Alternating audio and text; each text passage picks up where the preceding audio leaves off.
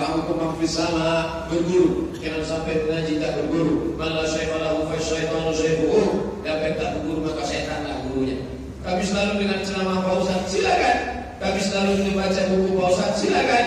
Tapi kalau tak paham, tanya ke Ustaz, tanya ke guru. Jangan baca sendiri, pahami sendiri, nyasar sendiri. Saya mau tanya Pak Ustaz, saya pernah melakukan dosa besar, masalah yang kelam. Tolong pencerahan buat saya Pak Ustaz agar ke depan menjadi lebih baik. Pertama, taubat nasuha. Ma'amin muslimin yudhnibu dzamban, kalau ada orang buat silap salah dan dosa, umma yatatahhar, mandi paling bagus, mandi taubat. Umma yusalli rak'ataini, yusalli sunatan taubat, rak'ataini lillahi ta'ala. Umma yastaghfirullah, banyak-banyak istighfar ta'amun kepada Allah, banyak-banyak sedekah. Wa asbihis sayyi'atal hasanata tamhuha, iringilah hidup masa gelap masa lalu dengan perbuatan baik. Mudah-mudahan itu mampu menghapuskannya. Banyak-banyak ikut pengajian, ibu-ibu perempuan ikut blokir yasin, bapak-bapak buat komunitas hijrah, anak-anak muda ikut. Karena kalau tidak kita akan hanyut, tak tahu tak bawa. Istri minta cerai, tapi suami tak pernah hadir di pengadilan agama. Setiap surat datang, tanda tangan di atas namakan. Sidang sah, surat cerai keluar. Apa status cerainya? Sah. Enak aja Ustaz, sah. Dari mana? Dulu setelah akad dia kan sudah diikat dengan siwat tali.